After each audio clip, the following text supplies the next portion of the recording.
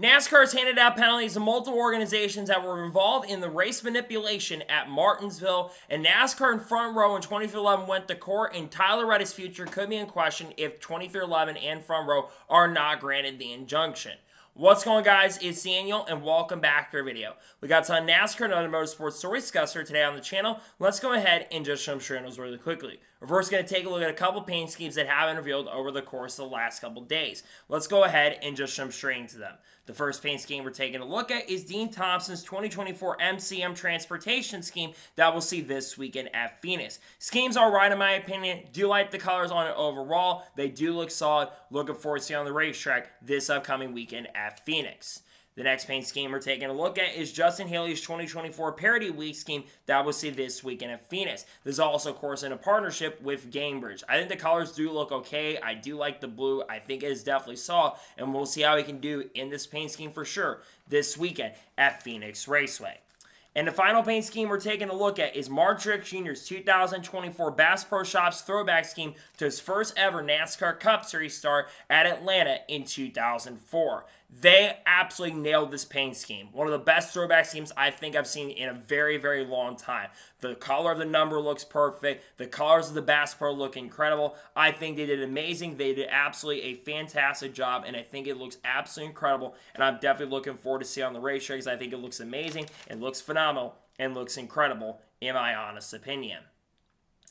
And now we're going to go ahead and jump on to the next story of today's episode as we're talking about Stephen Parsons. As it was announced on Monday that Stephen Parsons will drive the 45 for Alpha Prime Racing once again this weekend at Phoenix. Stephen Parsons made select starts for Alpha Prime Racing. I think he made a start either at Homestead or Las Vegas if I'm not mistaken. And I think he had a pretty solid run. Stephen was one of the more underrated free agents out there. Doesn't have anything signed at the moment for 2025. So this could be a good team to go to if he can run really well this weekend, which I think with the talent he has, I think he could run really, really well. He has a lot of potential. He does have a lot of capabilities, and we'll see what Stephen could do. I think the goal for sure is a top 30. I do think he's got a solid chance, and I do think he's got a pretty good and great opportunity. We'll see what it can do, but I think he will for sure be solid and pretty competitive for sure with the organization. We'll see what he can do for sure this weekend at Phoenix Raceway. And now we're going to go ahead and jump on to the next story of today's episode as we're talking about Forza Motorsport. As it was confirmed on Monday afternoon that the NASCAR Cup Series next-gen cars for Ford, Toyota, and Chevrolet have been added to the new Forza Motorsport game that came out about a year or two ago. This is in a new update for update 14 or 15. This is huge. This is the first time since 2016 when I think Forza 6 came out that we've actually seen NASCAR Cup Series cars in an update in the game. Actually, Forza 7, they did have them, but for some reason, for the new Forza did come out, they did not have the NASCAR Next-Gen cars in there. This is really, really huge for Forza because a lot of people are going to be able to play it. I think Forza Motorsport, the one that came out a couple years ago, is a solid game, but I think there's definitely a lot of bugs and a lot of fixes that are going to be needed to be done in order to make the game a lot better. Overall, though, this is a big dub for NASCAR when it comes to bringing it into video games, bringing the next-gen car in, especially for younger fans as a whole. I think it's really, really huge. I think it's going to be fun to play for sure, and I think it's going to be great for people who want to play the next-gen car, and they'll get the chance and opportunity when they do get to play with it at in the game that is coming in.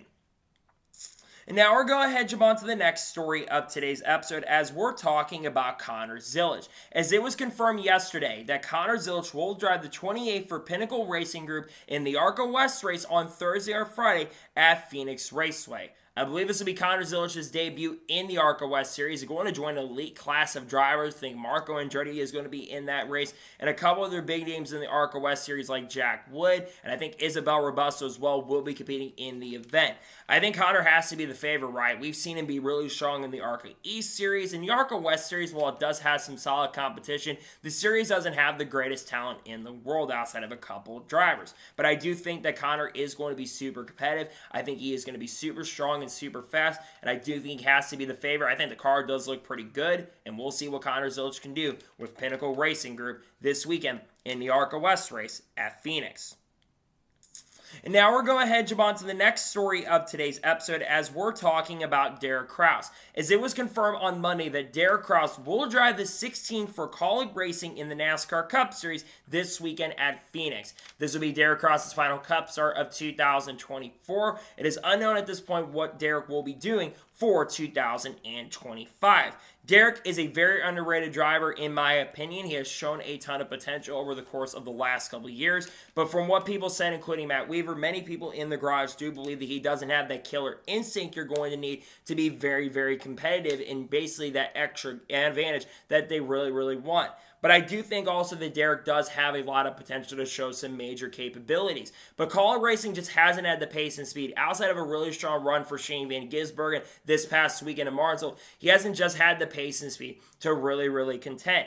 So we'll see what he can do at Phoenix. Realistically, I think a top 30 should be the goal for Derek this weekend. Outside of that, I don't expect him to be a major threat and contender for the win and the victory because Kaulig, like I said, they just haven't had the pace and speed. We'll see if he can prove me wrong and run up front. But like I said, I'm not expecting much from him. I think he will struggle just a little bit, sadly. And I think he'll definitely have a little bit of work to do when we do get to Phoenix this weekend for the NASCAR Cup Series. And now we're going ahead and jump on to the next story of today's episode as we're talking about Andreas Perez. As it was confirmed, there's been an entrance update for the NASCAR Craftsman Truck Series as Andreas Perez will drive a 04 for Roper Racing this weekend at Phoenix. Originally, the driver, I believe, was going to be Marco Andretti, but Marco Andretti, of course, will be competing, I think, for Pinnacle or someone like that when we do get to Phoenix this weekend. So he wants to focus, I think, on running the ARCA West event. Andreas Perez did make his Truck Series debut for Spire Motorsports at Worldwide Technology Raceway, and he actually had a really solid run going. I think he finished inside the top 20 and showed some solid pace and good speed. There has been a lot of rumors that the reason he's getting this start is because there's a good chance and possibility that he'll be moving up full-time, maybe to Rev Racing's program for Spire next year in the Craftsman Truck Series. It seems like that is certainly a possibility going into this event. So I do expect that he is going to be very solid. Roper has struggled a little bit, but Spire Motorsports is likely going to be funding this ride for this event, and they're going to help, I think, in a pretty big way. So we'll see how he ends up doing, but I do think that Andreas Perez will be solid and pretty capable to running at least good this weekend for sure in the Craftsman Truck Series race at Phoenix. Now we're going ahead and jump on to the next story of today's episode as we're talking about Jeb Burton. As it was announced yesterday that Jeb Burton will be driving the 50 for Team Amrevent this weekend at Phoenix. Originally, Team Amrevent was not on the entry list, but they've added themselves to the entry list for 2024 as his organization does prepare to run a select number of races in 2025. The fact they are bringing Jeb Burton in tells me he is the most likely driver that will be behind the wheel of this car also for 2025, as Team Amrevent is planning to run around, I believe, 8 to 10 races next year, or maybe even more, with open purse money expected to go up for next year, meaning these open teams and organizations are probably going to run. This also is going to be the first Cup start that Jeb Burton has had in 5 years. I think the last time he ran was at Richmond in 2019, and this will also be his next-gen debut. Jeb Burton is a decent driver, in my opinion. Of course, a really good super speedway racer, and someone that like 10 years ago showed a lot of potential in the NASCAR Craftsman Truck Series, but was not able to get it done. I really hope that he can run well this weekend with Team Amrevent. It would be awesome for him to have the pace and speed because they are going to get ECR and RCR engines, but I do think realistically, I don't expect him to set the world on fire just because of the fact that Amrevent's a new organization. If they can be competitive and show pace and speed, that'd be very impressive to see. So we'll see what he can do, and we'll see if he can run really well with Team Amrevent, but realistically, I think he's going to have a little bit of work to do when we do get to Phoenix this weekend in the NASCAR Cup Series, but it's also great to see we're going to have a full-fledged field for the NASCAR Cup Series race at Phoenix Raceway this weekend. And now we're going ahead and jump on to the next story of today's episode as we're talking about Zhou Guanyu and Valtteri Bottas. As it was confirmed early this morning around 2 a.m. or 3 a.m. Eastern Standard Time that Zhou Guanyu and Valtteri Bottas will not be returning to Kick Sauber in 2025. Instead, Gabriel Bortoleto, who I believe is currently the leader of the Formula 2 Championship at this moment, will move up to Kick Sauber for 2025. This, of course, has been expected. We know, of course, Nico Hulkenberg was going over to Sauber for 2025, before they do, of course, switch over to the Audi program for 2026. They've got a lot of people coming in from there. Matteo Bonetto, of course, is working really higher up in that organization nowadays as well. Realistically, I'm not shocked about Valtteri losing his seat. There was a chance he could have come back to this organization, but I really don't know what happens for Zhou and Valtteri going into 2025 and where they're going to end up. There's really not a lot of rides out there, and the Formula One lineup is pretty much almost guaranteedly set at this point. And with Valtteri being a little bit older now, I think Valtteri is around 36 or 37 at this point. I think Valtteri's future in Formula One is definitely in question, and he may not have a ride going into next year, but there really are still not that many rides available at the moment. And same thing for Zhou Guanyu. I think both have shown potential at times, but Sauber's program just hasn't had the overall pace and speed throughout the year where they can be super fast and super competitive. I hope they can prove me wrong and find a ride for next year, because they do have a lot of money and a lot of sponsorship as well. As for Gabriel Bortoleto taking over the seat, it doesn't shock me. He is coming in. I think Gabriel is a solid driver, done a really good job in Formula 2, and he's going to be joining a very elite rookie class going into 2025 as well. People like Kimi Antonelli, Ollie Behrman, and other names like Jack Doohan are coming up next year. So we'll see how things end up going and working out, but I do believe we're going to see some good stuff come from both, and I'm looking forward to see how both end up performing, or where they end up going, and all the rookies end up performing, and see what Gabriel can end up doing with this organization in 2025. And now we're going to jump on to the next story of today's episode, as we're talking about Daniel Dye. As it was announced yesterday that Daniel Dye will drive the 10 for Kaulig Racing this weekend at Phoenix in the NASCAR Xfinity Series. This will be his final NASCAR Xfinity Series start of 2024 before he transitions to be full-time with this organization in 2025. Because remember, Daniel Dye will be, of course, moving up to the NASCAR Xfinity Series full-time with Kaulig Racing next year.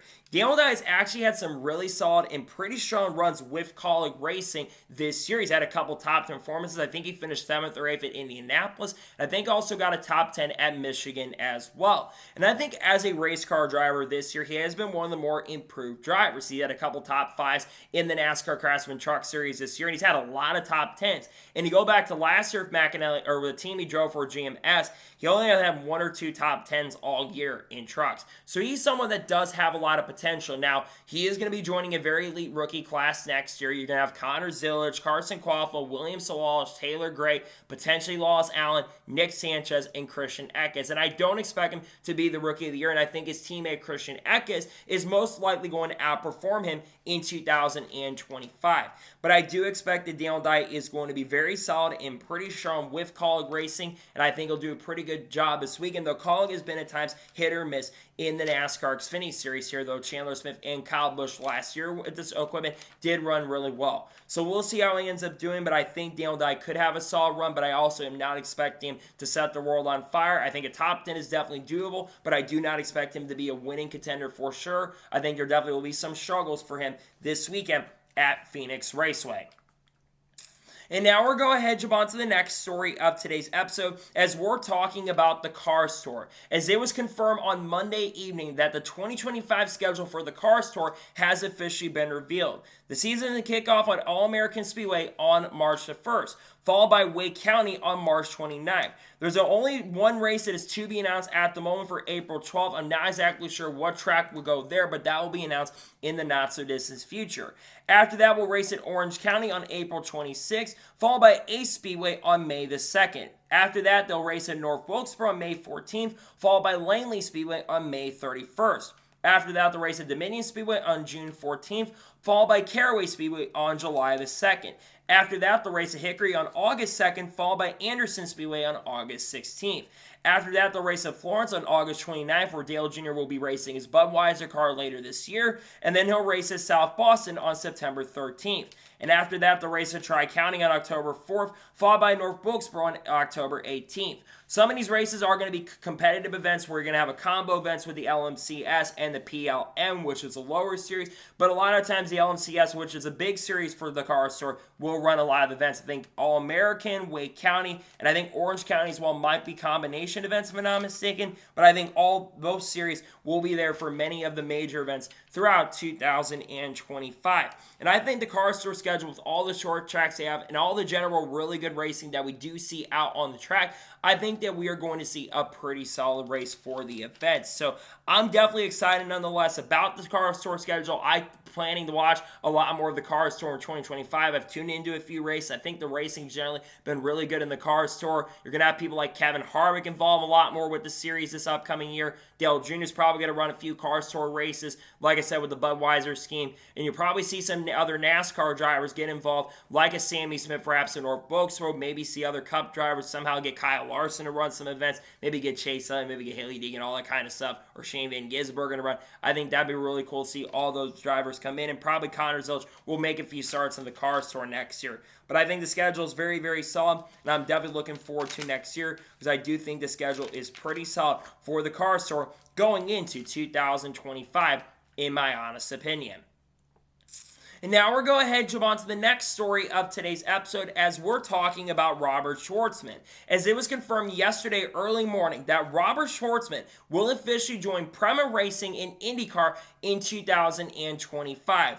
The number I do not believe was confirmed unless it was put into the official report, but he will be teammates with Callum Isla at Prema Racing next year. His name has been linked as the biggest possibility of getting there. There had been talk at one point about Alexander Rossi going there, but of course he is going to Ed Carpenter Racing next year. There have been talk about other people like Rinus VeeKay ending up there for next year, but Rinus, we don't know exactly what he's doing currently at the moment. I believe for 2025 as Louis Foster took over the RLL Racing car.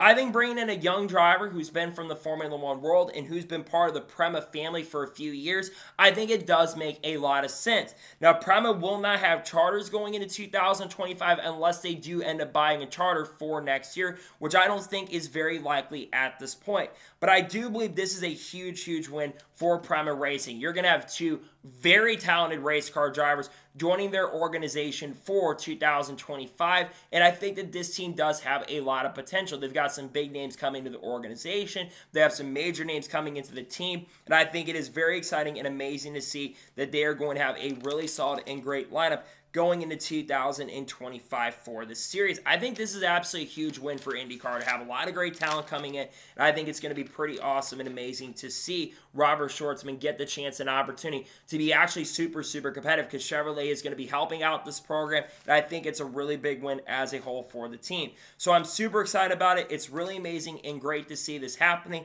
and it's just awesome to see a good young talent coming into this series and racing with Prema Racing in 2025. Looking forward to see what he can do officially in IndyCar in the 2025 season.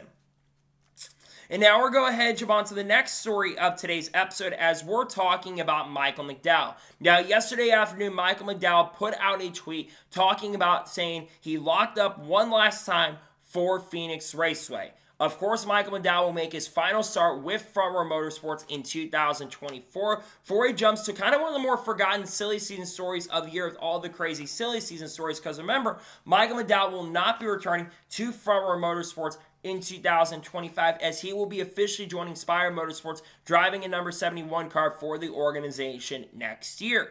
Michael McDowell is someone I think going into 2025 that I think is going to be super strong and super competitive with the team that he is going to end up joining. But I think you also think about the accomplishments that Michael McDowell has had with Front Row Motorsports. Michael McDowell has been a massive reason why Front Row Motorsports has really taken the major steps forward. You think about how he won the 2021 Daytona 500 for this team. He also, of course, won the Indianapolis Road Course race last year in 2023. And there's been a few other races this year in the last couple of years where he has shown the speed. Well, he hasn't had that same pace and speed he had early in the year because obviously I think they've cut off the support with McDowell leaving the team. They've given a lot of that support to Todd Gillen, who I think has been really, really strong. Of course, Noah Gragson will be part of this program next year and most likely Zane Smith, unless, of course, the injunction isn't granted, which could affect the program. And that injunction, of course, could be announced in the coming days and could be announced at some point today. But I think what Michael McDowell, like I said, has done for this program and what he's done to help this program grow,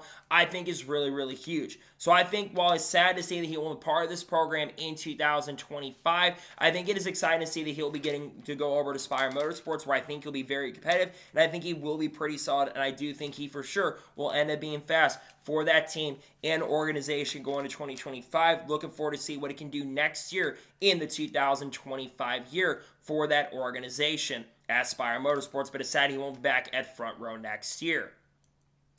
And now we're going ahead and jump on to the next story of today's episode, as we're talking about Rodney Childers and Stewart-Haas Racing. As on Monday and Tuesday, you've probably seen a lot of posts surrounding Stewart-Haas Racing around Rodney Childers and everyone that's getting ready to leave Stewart-Haas Racing, because just like Michael McDowell leaving to go to Spire Motorsports, Stewart-Haas Racing, of course, will be shutting down after this week. And Rodney Childers has officially cleaned out his desk, and everyone that's part of Stewart-Haas Racing that won't be back to go to Haas Factory next year, they have officially left Stewart-Haas Racing for one last time.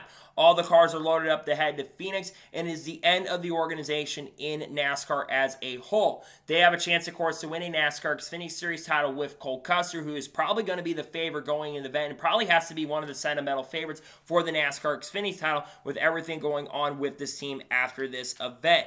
I think that you think about this, and he actually revealed they had to clean everything out and get out of shop, because the shop is pretty much locking up, and there's no going back at this point.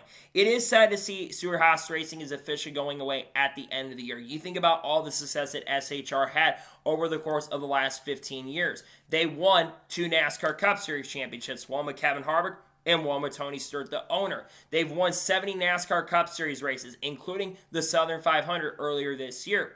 And they've been one of the most competitive organizations for a very, very long time. But they also, it's no secret, the team has been very much struggling over the course of the last couple of years, and Tony Stewart lost interest when he couldn't get Kyle Larson in the program, and Tony Stewart, of course, is focused on the NHRA. Now, we do not know if Tony Stewart is going to be showing up or not this weekend. I would have to think there's a chance you could see Tony Stewart show up this weekend at Phoenix. I think it'd be really cool for him to show up at the final event, but there's also people like myself that are not expecting it fully at the moment that Tony Stewart is going to show up. I think it'd be good for the team if Tony could come in and be part of the organization for one last time and be at the track, because he really hasn't been at the track that much. We'll see if he does for sure end up going to the racetrack for the team, but I think it is nonetheless very sad to see that Stewart-Haas Racing will no longer be a thing after this week. It's kind of crazy after all success they've had. They'll no longer be an organization after this weekend. We'll see if Tony Stewart does in fact decide to show up for the event that is coming up.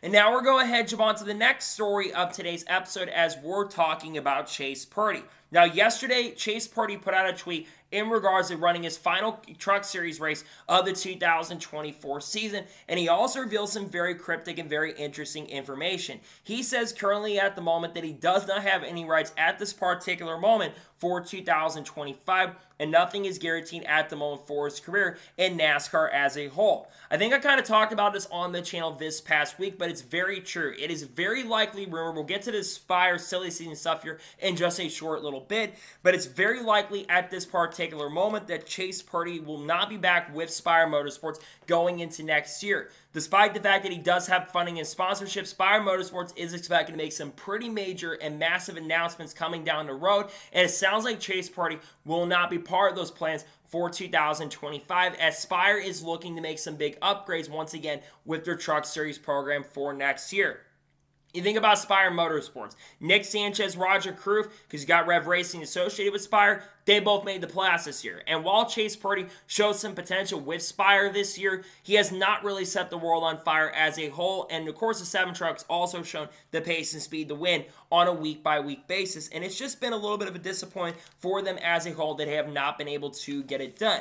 Now, if he does return to the organization or returns to a team next year, where could he go? There's still a lot of rides out there. There's a chance a team like a Tory could come into play. Hettinger Racing is also an option for next year, but if I'm Hettinger, I'm choosing Brett Moffitt. No disrespect to Chase, but Brett Moffitt's a better driver to build your program up than Chase Purdy. I think that's who they should end up choosing. You've also got McAnally Hilgeman, who's going to have a lot of rides and a lot of seats available going into next year, and I do expect some announcements coming with that program as well in the not-so-distant future. but I do think that Chase Purdy is an okay driver. He's done better in trucks than I thought he was going to do. He's shown some potential with teams like KBM and Spire, but he still is looking for that first win. I think they're looking for a driver that can get him victories, and I really don't think that Chase Purdy is a driver that can do that, in my opinion. So we'll see where Chase Purdy does end up going, but it sounds like at this particular moment and point that he will not be back with the team and organization, which is kind of a shame for the team, but I'm also not shocked and surprised to see it overall, in my honest opinion.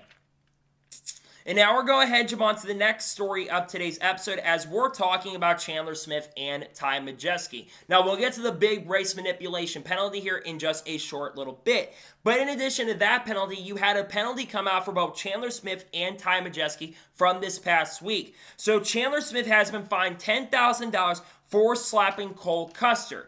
In addition to that, they have announced that Ty Majeski was fined $12.5 thousand for missing Championship 4 Media Day / television facilities going to those events. I'm going to first get into the Ty Majeski penalty. He got fined $12,500. You want to know why Ty Majeski got fined that much money? Well, he revealed it on social media. They gave me a $12,500 fine because he wasn't at Championship 4 Media Day. Well, guess what he was doing at the time? He was voting in the election. So you're telling me he's going to get a $12.5K fine, NASCAR, for literally missing Championship 4 Media Day when he literally was doing his due duty to vote for the president and everything else involved. I really do not understand. I'm shocked that Motorsport Racing is not appealing this fine. And honestly, if I'm Motorsport Racing, I should be paying to fine a NASCAR here because it's ridiculous that Ty Majeski, who's doing his due duty to vote in this country, he basically got the penalty for that. I don't agree with that penalty. I think it's a really, really stupid fine, and I think NASCAR absolutely got this call wrong on it. I don't think he should have gotten a fine for that because there's actually a special circumstance, but it seems like NASCAR doesn't care, which doesn't surprise me and shock me, but I think it's a stupid fine that he ended up getting. As for the fine for $10,000 for Chandler Smith, yeah, I really question that one too. We've seen punches thrown, even though Ricky Stenhouse Jr. did get a $75,000 fine for premeditated fight. This wasn't a premeditated situation for Chandler Smith. So I'm also a little shocked to see his $10,000. At least it's not like a $25,000 or $30,000 fine. I guess because they felt like that Cole Custer wasn't able to get the chance and opportunity to throw any sort of punches to him and basically had officials breaking it up. I'm just a little surprised that NASCAR is penalizing for fights because we've seen, really, that wasn't even a fight to begin with, in my opinion. I think that NASCAR really is being a little soft here to penalize Ty Majeski for basically voting and not being at a Championship 4 Media Day, which, let's be real and honest, the championship really don't matter at this particular moment anyways, so I think it's kind of stupid. But also the fact that Chandler Smith got fined a ton of money, I think is stupid. Honestly, they should have all appealed it, but I'm also not surprised to see that they're not appealing it too because they can do whatever they want. NASCAR seems like can run the asylum and run control on certain things, and I think that some of the penalties that did come out today or yesterday are really stupid. I'm not a fan of them, but am I shocked by some of the penalties? No, because NASCAR sometimes does run a little bit stupid, and some of the penalties we've seen for some of the things have been really stupid and uncalled for, in my honest opinion. And now we're going ahead and jump on to the next story of today's episode as we're talking about Tony Stewart. Now, Tony Stewart was on a podcast this past week surrounding the NHRA, I believe. I can't remember the account that talked about this, but Tony Stewart was on that podcast and was being very cryptic around NASCAR. And he basically called out the business model in some way, shape, or form surrounding NASCAR when it comes to the sponsorship model that NASCAR has currently at the moment. And he's also not a big fan of the direction that the sport is currently going at the moment with a lot of things that have been going on. Whether it is the race manipulation that happened this past weekend in Martinsville or whether it is the lawsuit that is going on at this particular moment, there has been a lot of things that have been going on and there's been a lot of controversy that has been surrounding the sport over the course of the last couple of months. And this sport definitely is in a little bit of danger at the moment of potentially losing out. And they're losing Tony Stewart at the end of this week. Stewart-Haas Racing, like I've already mentioned today, with the clean out and everything. Tony Stewart's also got a lot of focus on a lot of different areas too. I think one big area that I didn't really get the chance to mention is Tony Stewart and Stewart-Haas Racing lost a ton of sponsorship from Busch and Smithfield. And Eric Almirola left to go back to Joe Gibbs Racing and left from full-time racing at the end of last year. Smithfield jumped ship. Go Bowling, I believe, also jumped ship, and they're no longer working with Stewart-Haas Racing as well. And then Busch Beer, when Kevin Harvick left the organization, Anheuser-Busch and all the Busch brands that work closely with Stewart-Haas Racing, guess what? They left the organization too, and they did not end up coming back. And I think you think about the business model. Back in like 2008, 2009, you had a lot of these big Fortune 500 companies that were showing up. You know why? Because the sport of NASCAR was a lot bigger 15 years ago than it is now. And while NASCAR is stabilized and it's gotten actually a slightly little bit in a better position, there's still a lot of issues with the business model that I do believe that really, really need to change. And I don't think there are going to change overall. I think there's a lot that needs to change. And again, I just don't know if NASCAR is going to change certain things in the business model to make the sport in a much better place. And I think that's, like I said, one of the big reasons why Tony Stewart is leaving NASCAR as a whole and focus on the NHRA. Yes, he wants to basically raise a family at this point, but I think Tony Stewart definitely got a lot frustrated with a lot of things going on. And I think that while the teams are going to get more money with the charter agreement and they're not going to have to rely as much on sponsorship, they're still going to have to rely on a lot of sponsorship going into next year, which I think is definitely really, really disappointing. So we're going to have to kind of wait and see what happens in Tony Stewart, if he ever will come back, because losing Tony Stewart is really, really huge. A lot of people that have retired from NASCAR, of course, do end up sticking around, but there's also people like Tommy Ellis who never come back to the sport, and I don't know if Tony Stewart will ever come back with all this stuff and negativity that's been going on. I think about M&M's leaving Kyle Busch at one point and leaving after 2022, and one of the reasons why Kyle Busch left also Joe Gibbs Racing as well. So am I shocked? No, but the business model is not in the best position overall, and I think that there definitely need to be changes to it. Hopefully with the new charter stuff coming in, we can see more money come in for the teams and organizations going into next year. And now we're going ahead, jump on to the next story of today's episode as we're talking about Denny Hamlin. Now, Denny Hamlin always does a podcast called Actions Detrimental every single week that usually comes out on every single Monday. And this podcast got a lot of talking surrounding the race manipulation. But there's one quote that's been getting a ton of headlines around the 35-minute mark in the show. Now, Denny Hamlin spoke to Mike Ford, who, of course, is the communications director for NASCAR. And Denny Hamlin says that quintessentially he told Mike Ford, Mike, the NASCAR playoffs are really out of control at this moment. And a lot of people have been really, really complaining about it. Mike Ford told Denny Hamlin this is what Denny Hamlin said on the podcast. Mike Ford basically called that NASCAR fans are bots and all the people complaining are a bunch of bots. Now, Mike Ford did backtrack and walked back his comments to what was said on social media, and he understands there's a lot of fans that are very upset and frustrated, but he also acknowledged there are a lot of bots on Twitter. Now, is Mike Ford right that there are bots on Twitter and X? 100%. There is a lot of bots and a lot of stupid accounts on social media that really don't talk about NASCAR. But that's the thing. A lot of those bots that are commenting below on a ton of these posts, guess what? They are not bots. They basically are bots, but they're not talking about NASCAR in the comment section. Fans like myself have been complaining for a long time. So Brad Keselowski is a bot, Mike Ford. So Mark Martin is a bot. You know, Mark Martin is a NASCAR Hall of Famer, Mike.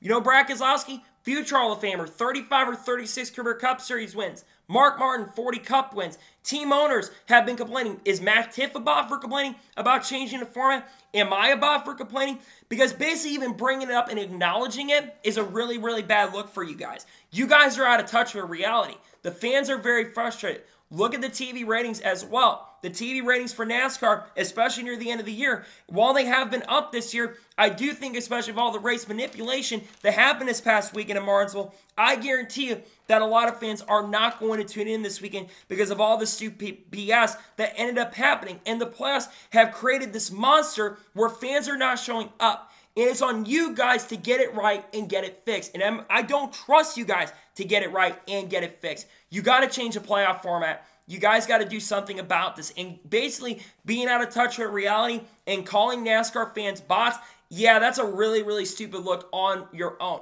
Don't walk back and say it. Hold on to those comments, because if you hold on to those comments, fans can see your true colors. You guys have been also calling out people saying that Ellen Sawyer got things wrong on Sirius XM and during reports, and Jeff Gluck accident, and Mike Ford saying, no, Ellen got it right. No, you guys are lying through your teeth. We're not stupid, y'all. We're paying attention to what is going on, and you're getting things wrong, especially for being one of the higher-ups in the sport. Not all the executives are out of touch of reality, but there's a lot of people out of touch. There is no reason that people like Kyle Larson and Chase Elliott and Christopher Bell, in a certain instance, should be not competing for a title. They all should be competing for a title because they've ran really, really well this year, and they should be in the Final Four. And I think the playoffs do need to change, but calling out the fans and telling them that they're bots is a really bad look on your part. Even if you don't think that's exactly true, it's still a really bad look for you guys and not a great look for people higher up in the sport overall.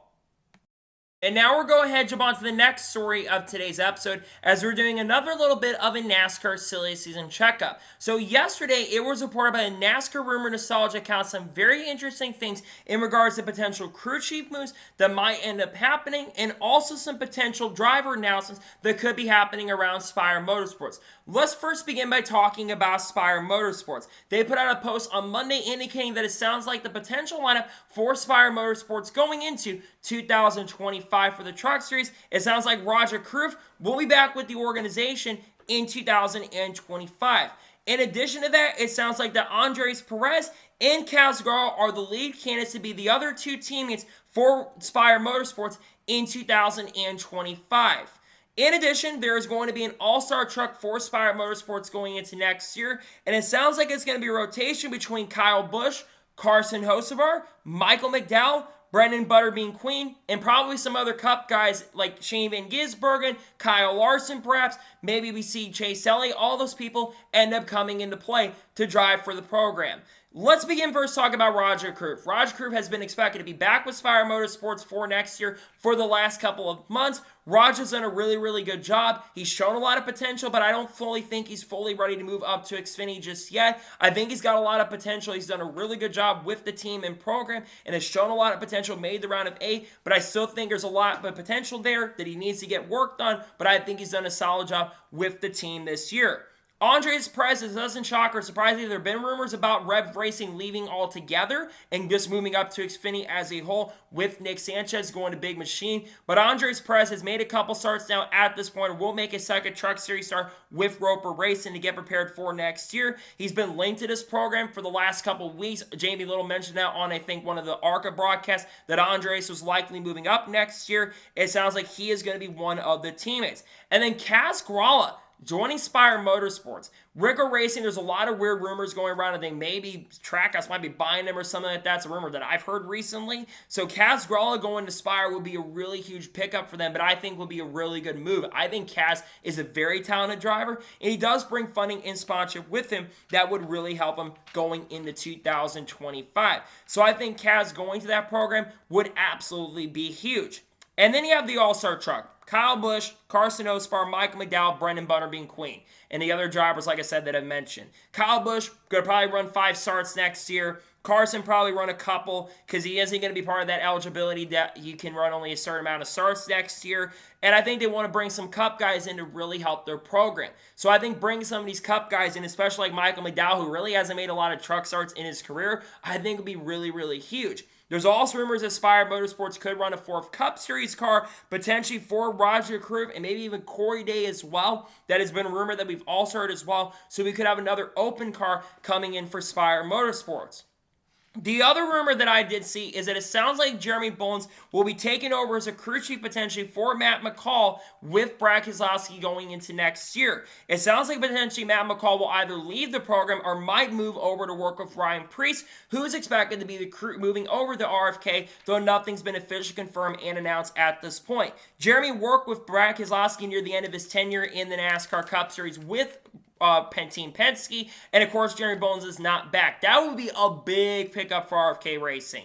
I think Jeremy's a really solid crew chief. He was not the problem over at the Wood Brothers when, of course, Harrison Burton was over there, and was not the problem when Cinder struggled last year. So I think that bringing him into the program would absolutely be really, really huge to help RFK Racing grow. And I think that bringing him back to work with the team would be great. And Matt McCall, I think, is an all-right crew chief for sure, but I think that Jeremy Bones is a better person overall when it comes to talent as a crew chief, and I think he's going to help the program grow as a whole. So we'll see how he ends up doing next year, but it does sound very likely likely at the moment that Jeremy Bones is going to be back with RFK Racing going into 2025. We'll see how the rest of the silly season does in fact end up playing out, but I think there's some big moves coming down the pipeline in the not-so-distant future.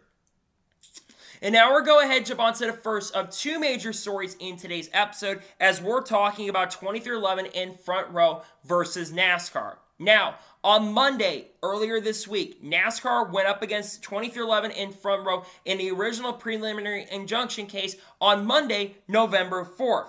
Now, there has been no official announcement at the time I'm currently filming this, but Judge Whitney, who is presiding the case at the moment, will have a decision by Friday in regards to what they're going to do with the preliminary injunction.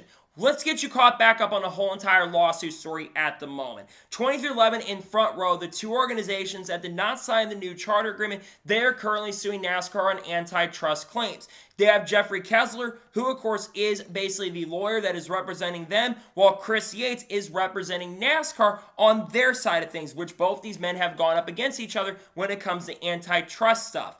Both sides have presented their arguments. 2311 has presented their arguments over the course of the last couple of weeks. And Front Row, and not Front Row, but NASCAR has also presented their arguments in regards to everything. Now, there's been some very interesting information that did come out.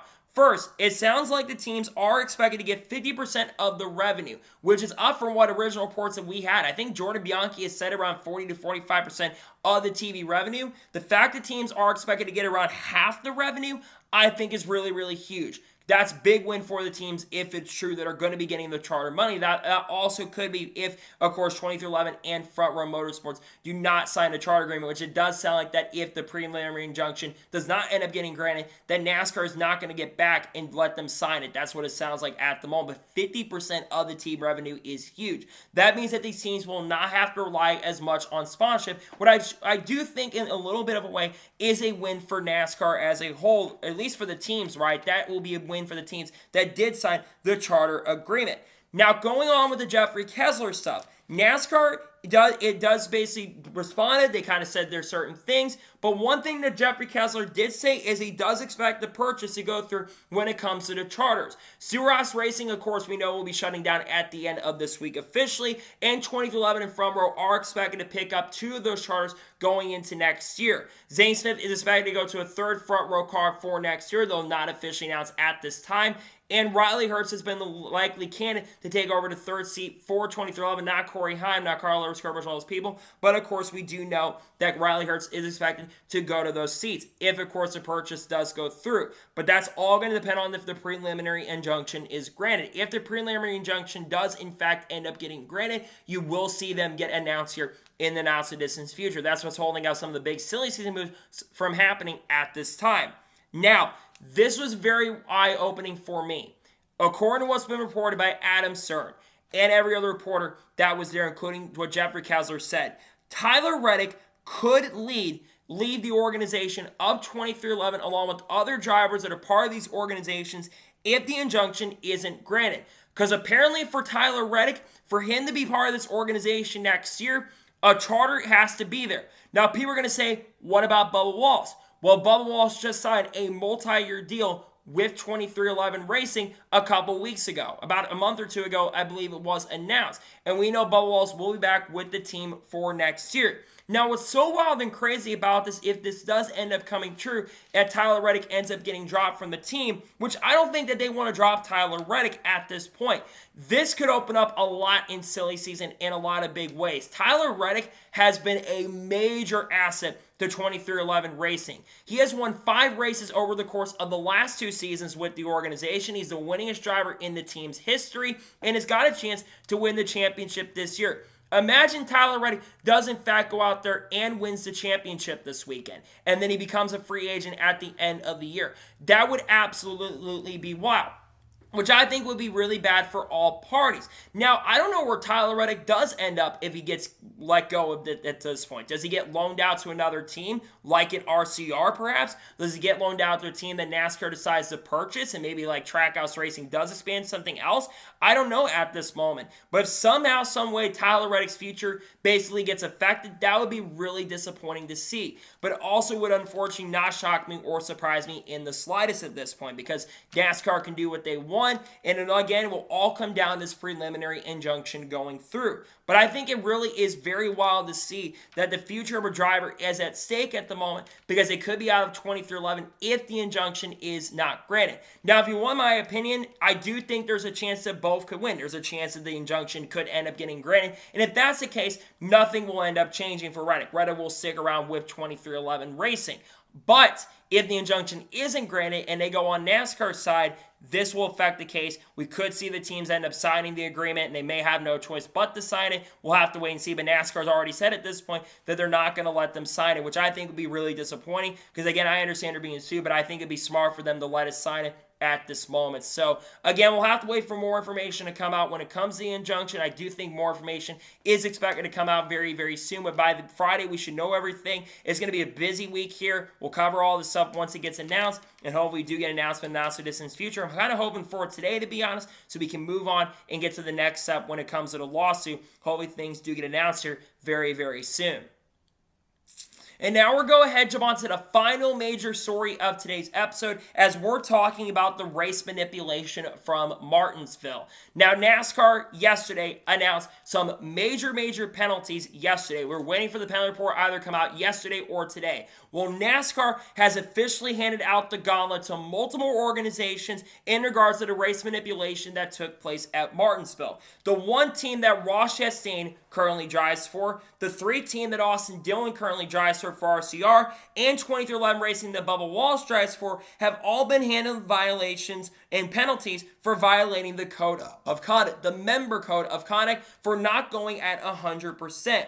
That is a 50 driver points for Bubba Wallace, Ross Chastain, and Austin Dillon, 50 owners points for all 3, and they have all been handed $100,000 fines. In addition to that, Richard Childress, Justin Marks, and of course Denny Hamlin and Michael Jordan have also been handed $100,000 fines as well for what happened on the track. In addition to that, crew chiefs Phil Surgeon, Justin Alexander, and Booty Barker. Phil Surgeon being the crew chief for Ross Chastain, Justin Alexander being the crew chief, of course, for Austin Dillon, and Booty Barker, the crew chief for 2311's, which is kind of funny is that this was going to be his last race anyways, being the crew chief for 2311. They've all been suspended. And Tony Lunders, I believe Dave Rogers, and the other individual, Keith Rodden from RCR, have all been suspended for what happened. Now, all 3 organizations are going to appeal basically the penalties that ended up coming out. And those appeals are expected to either happen tomorrow or they will end up happening on Friday. All 3 organizations, which doesn't shock me or surprise me, are looking to appeal it. Now, they did have a press conference after all of this ended up coming out. And they had talked about suspending all the parties and everyone involved in the stuff, including Austin Dillon, Bubba Wallace, and of course Ross Chastain. They were all talking about suspending every single person involved. Now, why did all this end up coming out? Well, basically, after all the evidence had come out and you heard all the radio evidence and communication, Martinsville was a complete disaster. And NASCAR had to do something about the race manipulation that took place at Martinsville. Now, if you want my opinion, I think they got it at least a little bit right. I am glad that NASCAR at least did something here. But I think there definitely should have been more done. I do think the manufacturers should have been punished because a big reason for a lot of this manipulation is the manufacturers getting involved. I feel like the drivers and the teams are being blamed completely as the fall guys here. I am also a little bit surprised to see that both William Byron and Christopher may not have been punished in this case. The only thing that I'm thinking is because William Byron didn't actually do anything wrong and had just received basically a way to get in the championship for. I do think that he got off a little bit scotch-free in this situation. I think that's someone I'm a little surprised that didn't get a penalty. I believe that Kyle Larson should have been put in over William Byron at this particular point. But I'm also surprised that maybe Christopher Bell, who was also a little bit involved in the race manipulation with some of the radio communication going on that we've seen that surfaced recently, I'm a little surprised he wasn't penalized a little bit. I also am a little bit, I guess that he did the wall ride is enough to basically penalize him. And then finally, SVG, also not a little surprised to see that he didn't get any penalty. I guess since he didn't act on it and kind of laughed it off, he didn't really do anything. But I'm not surprised to see some of these organizations penalized for this. But I also do believe that they should have penalized other people for it. I think that this will happen again at some point. but NASCAR at least is sending a strong message. Now, they did have, like I said, a press conference yesterday in regards to this, and they did say that if it does continue going forward, there may be penalties coming for the manufacturers. But you have to toe the line when it comes to the manufacturers. Now, going through some of the audio and communication, beginning with the number 1 team, basically saying, do you know the deal? The 3 team saying the same thing on the radio. Does the crew chief of the number 1 know the deal? Do they know the deal that is going on? Then, of course, you have the 23 car. What that tells me of Bubba Wallace is the only way I think he probably got a penalty is because they probably didn't find any sort of evidence that he had a flat tire. And basically the radio communication as well really played a role. Now, Freddie Kraft tried to play defense for Bubba Wallace in this case, which I kind of understand that he wanted to play a little bit defense for Bubba Wallace there. But if there's evidence that they're basically doing manipulation on the racetrack, you've got to penalize it. This is one of the biggest penalties we have seen for a penalty when it comes to race manipulation. This is kind of similar penalty in a way to what happened to Stewart-Haas Racing 2 years ago at the Charlotte Roval. Cole Custer and his team are radioing on the radio, we got a flat tire, check up, check up, check up. And they didn't find a flat tire on Cole Custer's car, and they handed out a penalty to Cole Custer, and I believe that multiple people involved were suspended for multiple different weeks. I think SHR did end up trying to appeal the penalties, but they ended up losing the expedited appeal 2 years ago, and that's one of the reasons Tony Stewart ended up leaving and SHR basically going away at this point. I think about this overall when it comes to the penalties, and the more time I've sat on it, the more that I think NASCAR did get the call a little bit wrong.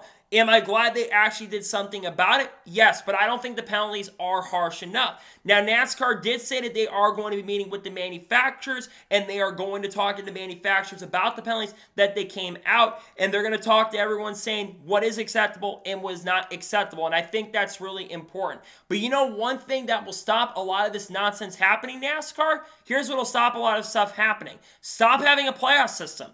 I think a big reason why I see the manufacturers get involved the way they do and why they do all this stupid nonsense and garbage is because of the fact you've got a playoff system that really comes into play. If the NASCAR playoff system would just go away as a whole, I don't think you have all this nonsense happening. I don't think you have all this stupid drama going on. I think getting rid of the playoff system or changing up the system, which I think needs to happen, by the way, I think that's one thing that I'm really hoping going into the next few years really changes. Ratings have not been going up with the playoffs. They've been going down for the final race especially. And I think a lot of people are not going to be focused on the championship. They're going to be focused on what happened in Martinsville. And I'm glad NASCAR at least did something right. At least they did something and penalized. But I think there's more that they should have done. I think manufacturers, well, yes, you have to toe the company line and have to be super careful when it comes to manufacturers and not penalizing the manufacturers because of how much support they give and the support they could end up losing if they do end up leaving. But at the same time, I do think the manufacturers probably also should have been punished in this case. I think that's the way I would have gone as well when it comes to it. I think the manufacturers should have been penalized for it, and I'm very surprised to see the manufacturers were not penalized for some of the shenanigans and the BS that was going on. I'm also not surprised to see certain things not done. To me, I think I'm glad some of the teams got penalized, but I'm also disappointed some other teams were not penalized in this case. Well, again, we'll have to wait for the appeals to end up happening. Those, of course, will be heard this week. They could be done by Friday. We'll have to wait and see. Like the lawsuit in the court case at this point, we'll have to wait and see what happens in regards to everything. So I think a lot of things are about to change here in the later version of this week. So, that is going to be today's long NASCAR news and motorsports news episode. I want to thank you guys for watching. Please subscribe to the channel, notifications on, so notified when a video does go live on my channel. Follow me on Twitter, Facebook, and Instagram, and Spire page as well. List below that, and comment your thoughts below on today's episode. You think NASCAR got the penalty call right? Let me know your thoughts in the comments below, and what are your thoughts about some of this stuff and the potential that Reddick may not be back with 2311 if the injunction isn't granted. Let me know your thoughts in the comments below.